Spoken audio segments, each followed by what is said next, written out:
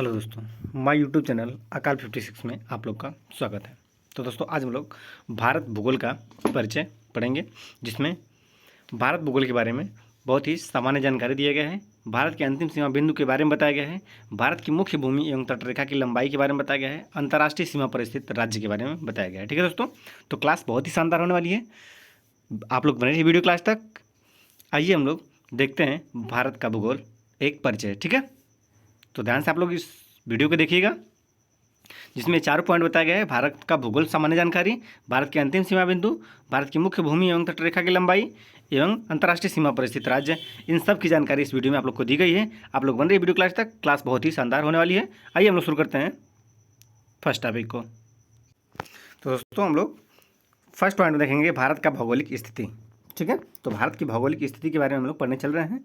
तो दोस्तों भारत की भौगोलिक स्थिति में बताया गया है कि भारत सभ्यता व संस्कृति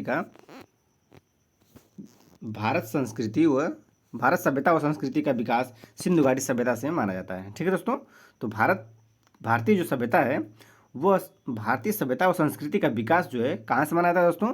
तो भारतीय सभ्यता व संस्कृति का विकास सिंधु घाटी सभ्यता से माना जाता है। ठीक है, दूसरा पॉइंट दोस्तों कि जो अपने विशाल साम्राज्य, व्यापार, सांस्कृतिक विकास व आर्थिक सफलताओं के लिए जानी जाती है। ठीक है, भारतीय सभ्यता जो है अपने विशाल साम्राज्यों, व्यापार, सांस्कृतिक विकास व आर्थिक सफलताओं के लिए जानी जाती है। ठीक है, तो दोस्तों उम्मीद करते हैं ये टॉपिक समझ में आ गया होगा। और दोस्तों आप लोग फिगर में देख पा रहे होंगे, ये पूरा टॉपिक दोस्तों फिगर के माध्यम से बताया गया। ठीक है, तो आप लोग देख पा रहे होंगे कि भारत की स्थिति जो है ये चतुष्कोणीय है। ठीक है, तो अगर कहीं क्वेश्चन बने कि भारत की स्थिति क्या है, तो भारत की स्थिति जो है यह चतुष्कोणीय दोस्तों भारत की स्थिति है। ठीक है, तो उम्मीद करते हैं सेशन आप लोग को समझ में आ गया होगा। आइए आगे बढ़ते हैं, अगला पॉइंट देखते हैं।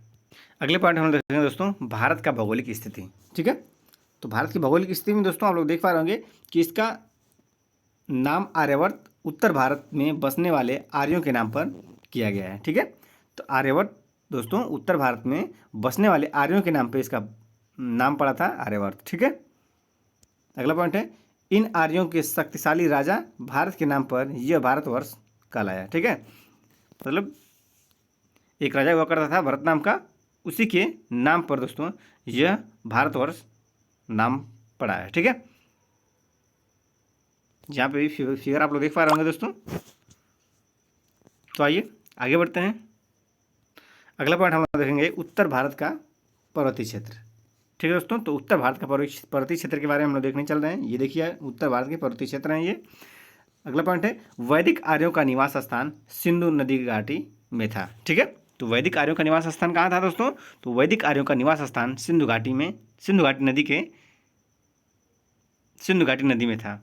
अगला पॉइंट है ईरानियों ने इन नदी को हिंदू नदी तथा इस देश को हिंदुस्तान कहा।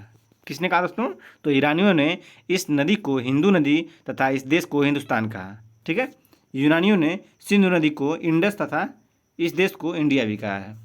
यानी ईरानियों ने इस देश को हिंदू नदी तथा इस देश को हिंदुस्तान कहा, और यूनानी जब यहाँ पे आए तो यूनानियों ने सिंधु नदी को इंडस तथा इस देश को इंडिया कहा। तो उम्मीद करते हैं दोस्तों ये बारीकी पॉइंट से आप लोग इसको समझ गए होंगे। एक बार फिर से देख लीजिए इस चीज़ को कि वैदिक आर्यों का निवास स्थान सिंधु नदी घाटी में था। ईरानियों ने इस नदी को हिंदू नदी तथा इस देश को हिंदुस्तान कहा है। ठीक है, किसने कहा है? तो ईरानियों ने कहा है। और यूनानियों ने दोस्तों यूनानियों ने सिंधु नदी को इंडस कहा तथा इस देश को इंडिया कहा। तो उम्मीद करते हैं सेशन पूरा समझ में आ गया होगा। और थोड़ा सा भी आप लोग को ये सेशन हेल्पफुल लग रहा हो तो ईमानदारी से आप लोग चैनल को सब्सक्राइब कर लीजिए और वीडियो को शेयर कर दीजिए, ताकि जो भी आपके सगे संबंधी हो उनके यहाँ वीडियो पहुँच सके। तो ईमानदारी से आप लोग चैनल को सब्सक्राइब कर दीजिए। आगे बढ़िए, अगला पॉइंट देखते हैं। अगला पॉइंट है अवस्थिति एवं विस्तार। तो अवस्थिति एवं विस्तार में पहले इस पॉइंट को देखिए। अगला पॉइंट है एशिया महाद्वीप के दक्षिण मध्य भाग में स्थित भारत विविधताओं का देश है कहा गया है। ठीक है, इसके चतुष्कोणीय आकार और अवस्थिति में ने इसे विशिष्ट भौतिक विविधता प्रदान की है। ठीक है दोस्तों, तो आप लोग देख पा रहे होंगे कि एशिया महाद्वीप के दक्षिण मध्य भाग में स्थित भारत विविधताओं का देश है। इसे चतुष्कोणीय आकार और अवस्थिति ने इसे विशिष्ट भौतिक विविधता प्रदान की है। ठीक है, तो आप लोग देख पा रहे होंगे कि चतुष्कोणीय इसका जो है दर्शाया गया है।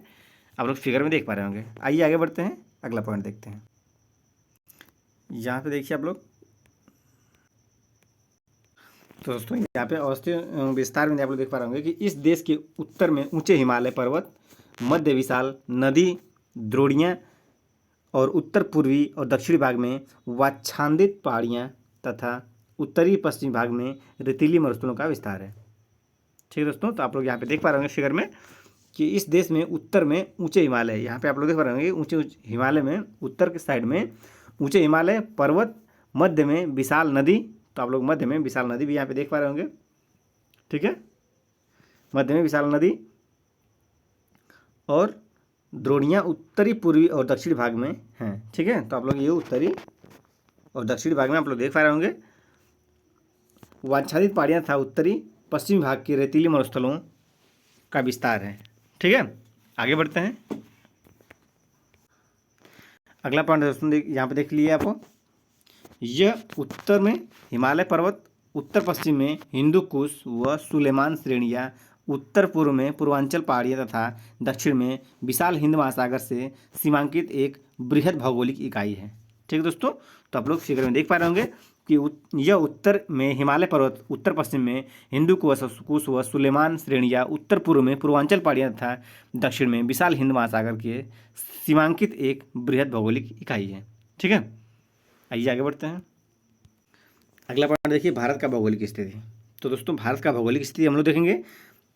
देखिए क्या बताया गया है, जिसे भारतीय उपमहाद्वीप या इंडियन सब कॉन्टिनेंट कहा जाता है। भारतीय उपमहाद्वीप के अंतर्गत भारत, बांग्लादेश, भूटान, नेपाल और पाकिस्तान सहित कुल 5 देश आते हैं। ठीक है दोस्तों, तो भारत की भौगोलिक स्थिति में जिसे भारतीय उपमहाद्वीप भी कहा जाता है, और भारतीय उपमहाद्वीप के अंतर्गत भारत, बांग्लादेश, भूटान, नेपाल और पाकिस्तान कुल सहित 5 देश आते हैं। तो यहाँ पे आप लोग देख पा रहे होंगे कि ये भारत हो गया। ठीक है, और यहाँ पे बांग्लादेश दिख रहा है, भूटान देख ही रहे हैं आप लोग, बांग्लादेश हो गया, भूटान हो गया, नेपाल हो गया दोस्तों, और पाकिस्तान सहित कुल 5 देश आते हैं। तो फिगर में आप लोग देख पा रहे होंगे। उम्मीद करते हैं सेशन समझ में आ गया होगा। आगे बढ़िए, अगला पॉइंट देखते हैं।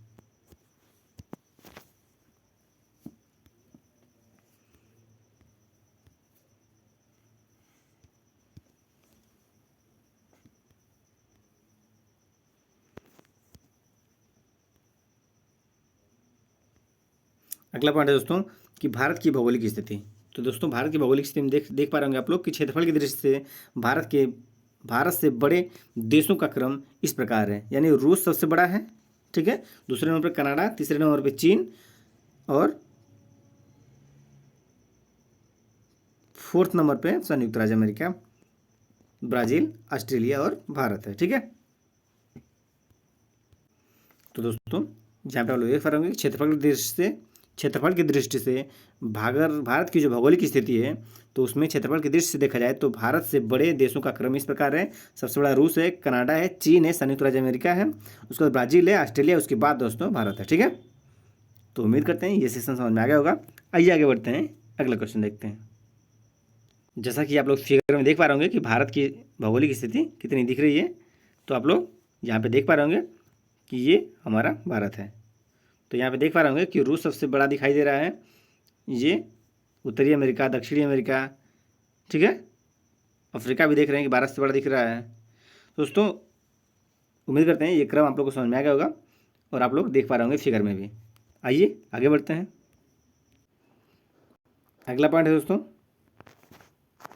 कि भारत अक्षांशीय एवं देशांतरीय दृष्टि से क्रमशः उत्तरी गोलार्ध और पूर्वी गोलार्ध में स्थित है। ठीक है, भारत अक्षांशीय एवं देशांतरीय दृष्टि से उत्तरी गोलार्ध और पूर्वी गोलार्ध में स्थित है। भारत की मुख्य भूमि दक्षिण से उत्तर में 8 डिग्री 4 मिनट और 37 डिग्री 6 उत्तरी अक्षांशों एवं पश्चिम से पूर्व 68 डिग्री 7 मिनट व 97 डिग्री 25 मिनट पूर्वी देशांतरों के मध्य है। ठीक है दोस्तों, तो आप लोग फिगर में देख पा रहे होंगे और आप लोग को पता होगा कि भारत की मुख्य भूमि उत्तर में 8 डिग्री 4 मिनट से 37 डिग्री 6 मिनट उत्तरी अक्षांशों एवं पश्चिम से पूर्व 68 डिग्री 7 मिनट से 97 डिग्री 25 मिनट पूर्वी देशांतर के मध्य है।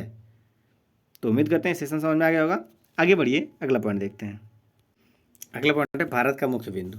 भारत के मुख्य बिंदु में दोस्तों आप लोग देख पा रहे होंगे कि भारत का उत्तरी बिंदु इंदिरा काल 376 उत्तरी अक्षांश है जो जम्मू कश्मीर राज्य में स्थित है। भारत की मुख्य भूमि का दक्षिणतम बिंदु कन्याकुमारी या केप के मोरिन अंतरिम 84 डिग्री उत्तरी अक्षांश है जो तमिलनाडु राज्य में एक द्वीप है। ठीक है दोस्तों, तो यहाँ पे आप लोग फिगर में देख पा रहे होंगे कि दोस्तों इसी द्वीप को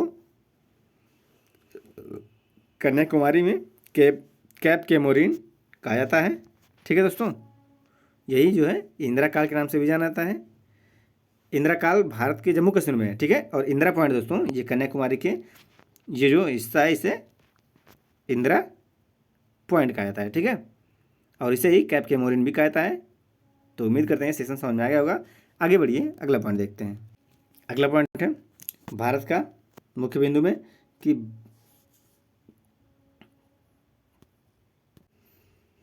अगला पॉइंट है मुख्य भूभाग के दक्षिण पूर्व में अंडमान एवं निकोबार द्वीप समूह, बंगाल की खाड़ी में तथा दक्षिण पश्चिम में लक्षद्वीप समूह अरब सागर में स्थित है।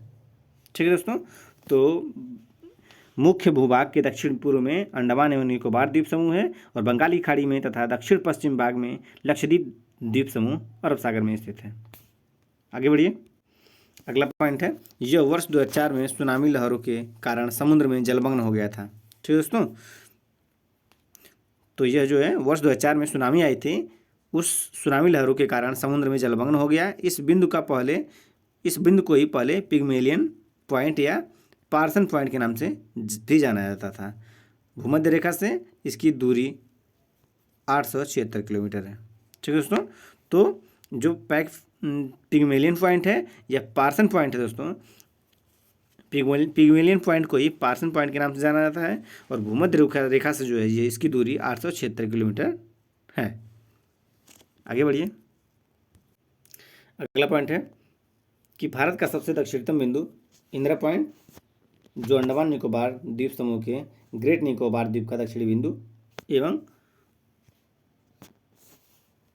6.45 डिग्री उत्तरी अक्षांश में है। तो दोस्तों इसी को जो है दर्शाया गया है और इसी के बारे में बताया जा रहा है कि भारत का सबसे दक्षिणतम बिंदु जो है इंदिरा पॉइंट जो अंडमान निकोबार समूह के ग्रेट निकोबार द्वीप का दक्षिणी बिंदु है। तो दोस्तों यही जो है दर्शाया जा रहा है। आगे बढ़िए, अगला पॉइंट दोस्तों कर्क रेखा। तो दोस्तों यहाँ पे हम लोग कर्क रेखा के बारे में देखेंगे। तो दोस्तों अक्षांशीय या विस्तार प्रभाव देखिए यहाँ पे, तो अक्षांशीय या विस्तार का प्रभाव में यहाँ पे कर्क रेखा के बारे में बताया गया है। कर्क रेखा 23.5 डिग्री उत्तरी अक्षांश देश के लगभग मध्य भाग में 8 राज्यों से होकर गुजरती है। वो 8 राज्य कौन कौन है? तो देखिए यहाँ पे गुजरात है, राजस्थान है, मध्य प्रदेश है, छत्तीसगढ़ है, झारखंड है, झारखंड की राजधानी रांची, पश्चिम बंगाल, त्रिपुरा एवं मिजोरम, ये पड़ोसी देश बांग्लादेश से होकर गुजरती हैं। ठीक है दोस्तों, तो कर्क रेखा कहाँ कहाँ से गुजरती हैं ये इसमें बताया गया है। तो आप लोग देख पा रहे होंगे कि अक्षांशीय विस्तार का प्रभाव कर्क रेखा जो है 23.5 डिग्री नॉर्थ में उत्तरी अक्षांश देश के लगभग मध्य भाग से 8 राज्यों से होकर गुजरती है। गुजरात, राजस्थान, मध्य प्रदेश, छत्तीसगढ़, झारखंड की राजधानी रांची से और पश्चिम बंगाल, त्रिपुरा एवं मिजोरम से होकर गुजरती है। और ऐसे अपने भारत के ये 8 राज्यों से होकर गुजरती है। उसके बाद पड़ोसी देश बांग्लादेश से भी होकर गुजरती हैं। ठीक है, तो आप लोग यहाँ पे फिगर में देख पा रहे होंगे कि ये दोस्तों ये गुजरात, राजस्थान, मध्य प्रदेश, छत्तीसगढ़, झारखंड, पश्चिम बंगाल और त्रिपुरा से होकर गुजरते गुजरते बांग्लादेश से होते हुए चली जा रही है। ठीक है, तो उम्मीद करते हैं ये सेशन समझ में आ गया होगा। आइए आगे बढ़ते हैं, अगला क्वेश्चन देखते हैं। और दोस्तों अगर थोड़ा सा भी आप लोग को वीडियो हेल्पफुल लग रही हो तो ईमानदारी से आप लोग चैनल को सब्सक्राइब कर दीजिए ताकि डेली बाई डेली आप लोग को वीडियो ऐसी मिलती रहे। ठीक है, तो आगे बढ़िए, अगला क्वेश्चन देखते हैं।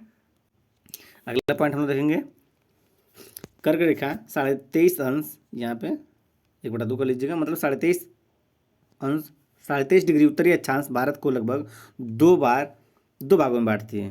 ठीक है दोस्तों, तो कर्क रेखा 23.5 अंश पे उत्तरी अक्षांश और भारत को लगभग 2 भागों में बांटती है। उत्तरी भारत एवं दक्षिणी भारत में बांटती है। ठीक है, जिसकी दक्षिणी हिस्सा उष्णकटिबंध और उत्तरी हिस्सा उपोष्णकटिबंध या उष्ण शीतोष्ण कटिबंध कहलाता है। ठीक है, तो दोस्तों कर्क रेखा 23.5 डिग्री उत्तरी अक्षांश भारत को लगभग 2 भागों में बांटता है, उत्तरी भारत एवं दक्षिण भारत में बांटता है। ठीक है, कौन बांटता है? तो कर्क रेखा बांटता है, जिसका दक्षिणी हिस्सा उष्ण कटिबंध और उत्तरी हिस्सा उपोष्ण कटिबंध या कोष्ण शीतोष्ण कटिबंध कहलाता है। ठीक है, तो उम्मीद करते हैं सेशन समझ में आ गया होगा। आगे बढ़िए, अगला पॉइंट देखते हैं। यहाँ पे उष्ण शीतोष्ण कटिबंध होगा। ठीक है, आगे बढ़िए, अगला पॉइंट देखेंगे हम लोग। कह रहे हैं कि भारत का विस्तार उच्च एवं उपोष्ण दोनों कटिबंध में पाया जाता है। अधिक अक्षांशीय विस्तार का प्रभाव दिन और रात अवधि पर भी पड़ता है। केरल में सबसे छोटे एवं सबसे बड़े दिन में 45 मिनट का अंतर दिखाई देता है। ठीक है, तो दोस्तों जो केरल में सबसे छोटे एवं सबसे बड़े दिन होते हैं उनमें 45 मिनट का अंतर दिखाई देता है, जबकि लेह लद्दाख में, लेह जम्मू कश्मीर में यह अंतर 5 घंटे का होता है। ठीक है दोस्तों, तो केरल में छोटे दिन और बड़े दिन में 45 मिनट का फर्क दिखता है, और जबकि लेह जम्मू कश्मीर में यह अंतर 5 घंटे का दिखाई देता है। ठीक है दोस्तों, तो आप लोग ध्यान से इस बारीकी शब्द को समझिए, पढ़िए। आगे बढ़ते हैं, अगला पॉइंट देखते हैं। अगला पॉइंट है विषुवत रेखा से काफ़ी दूरी पर स्थित भारत के उत्तरी भाग जम्मू कश्मीर में सूर्य की किरणें अत्यंत तिरछी पड़ती हैं, जिसके परिणाम स्वरूप यह सूर्यताप कम मिलता है। यहाँ पे सूर्यताप कम मिलता है और शीत ऋतु अत्यधिक ठंड पड़ती है। ठीक है दोस्तों, तो विषुवत रेखा से काफ़ी दूरी पर स्थित भारत के उत्तरी भाग जम्मू कश्मीर में सूर्य की किरणें अत्यंत तिरछी पड़ती हैं, जिसके परिणाम स्वरूप यहाँ सूर्यताप कम मिलता है। ठीक है, मतलब धूप वहाँ पे कम पहुँचती है और शीत ऋतु में अत्यधिक ठंड पड़ती है वहाँ पे। तो उम्मीद करते हैं सेशन समझ में आ गया होगा। आप लोग यहाँ पे देख पा रहे होंगे कर्क रेखा, भूमध्य रेखा और मकर रेखा। ठीक है, तो उम्मीद करते हैं सेशन समझ में आ गया होगा। आगे बढ़िए, अगला पॉइंट देखते हैं। अगला पॉइंट देखिए आप लोग, यहाँ पे कहा जा रहा है कि इसके विपरीत भारत का दक्षिणी भाग केरल और तमिलनाडु राज्य में विषुवत रेखा से काफ़ी निकट है। ठीक है दोस्तों, तो इसके विपरीत भारत का दक्षिणी भाग केरल और तमिलनाडु राज्य के विषुवत रेखा से काफ़ी निकट है, अतः यहाँ सूर्य की किरणें अपेक्षाकृत लंबवत सीधी पड़ती हैं और सूर्य ताप अधिक मिलता है। ठीक है दोस्तों, तो केरल और तमिलनाडु में जो है सूर्य ताप अधिक मिलता है, क्योंकि विषुवत रेखा से काफ़ी निकट है इसलिए। ठीक है, जम्मू कश्मीर काफ़ी दूर हो जा रहा था, इसलिए वहाँ पे धूप कम पड़ रही थी, ताप कम पड़ रहा था, और यहाँ पे केरल और तमिलनाडु राज्य विषुवत रेखा से काफ़ी निकट है, अतः यहाँ सूर्य की किरणें अपेक्षाकृत लंबवत सीधी पड़ती हैं और सूर्य ताप अधिक मिलता है। ठीक है, तो उम्मीद करते हैं समझ में आ गया होगा। आगे बढ़िए, अगला। तो दोस्तों अगला पॉइंट और अंतिम पॉइंट, ये देखिए देशांतरी विस्तार का प्रभाव। तो हम लोग देखेंगे देशांतरी विस्तार का प्रभाव। दोस्तों यहाँ पे 22.5 अंश आप लोग लिख लीजिएगा। तो दोस्तों 22.5 डिग्री पूर्वी देशांतर इलाहाबाद के निकट मिर्ज़ापुर से होकर गुजरती है। जो देशांतरी विस्तार है दोस्तों, वो 22.5 डिग्री पूर्वी देशांतर इलाहाबाद के निकट मिर्ज़ापुर से होकर गुजरती है। इस देशांतर रेखा में यामोत्तर को भारत की मानक देशांतर रेखा भी कहा जाता है। यह भारत के 5 राज्यों से होकर गुजरती है। कौन कौन है? तो उत्तर प्रदेश है, मध्य प्रदेश है, छत्तीसगढ़ है, उड़ीसा एवं आंध्र प्रदेश से होकर गुजरती है। ठीक है दोस्तों, तो भारत की जो मानक रेखा है दोस्तों, जो टाइम रेखा है, मानक रेखा है, इसी के आधार पर दोस्तों भारत की टाइम रेखा को बनाया गया है। और दोस्तों 22.5 डिग्री पूर्वी देशांतर इलाहाबाद के निकट मिर्ज़ापुर से होकर गुजरती है ये मानक रेखा। ठीक है दोस्तों, इसका देशांतर जो है यामोत्तर भारत की मानक देशांतर रेखा भी कहा जाता है। यह भारत के 5 राज्यों से होकर गुजरती है। जैसे आप लोग देख पा रहे होंगे, उत्तर प्रदेश, मध्य प्रदेश, छत्तीसगढ़, उड़ीसा और आंध्र प्रदेश से होकर गुजरती है। ठीक है दोस्तों, तो आप लोग यहाँ पे देख पा रहे होंगे, फिगर में भी बताया गया है। तो उम्मीद करते हैं दोस्तों ये समझ में आ गया होगा पूरा टॉपिक। और दोस्तों इसी तरह की वीडियो आप लोग को डेली बाय डेली मिलती रहेगी। तो ये रहा हमारा अंतिम सेशन, और मिलते हैं अगले वीडियो में। अगर थोड़ा सा भी वीडियो आप लोग को हेल्पफुल लगी हो तो दोस्तों ईमानदारी से चैनल को सब्सक्राइब कर दीजिए, ताकि डेली बाय डेली जो भी वीडियो डाला जाए वो आप लोग को मिले, जो भी वीडियो पढ़ाया जाए आप लोग को डेली बाय डेली मिलते रहे। इसके लिए आप लोग वीडियो को सब्सक्राइब कर लीजिए और बेल आइकन भी दबा दीजिए। तो दोस्तों थोड़ा सा वीडियो पसंद आई हो तो लाइक भी कर लीजिए, और मिलते हैं अगले वीडियो में। तब तक के लिए थैंक्स फॉर वॉचिंग। जय हिंद।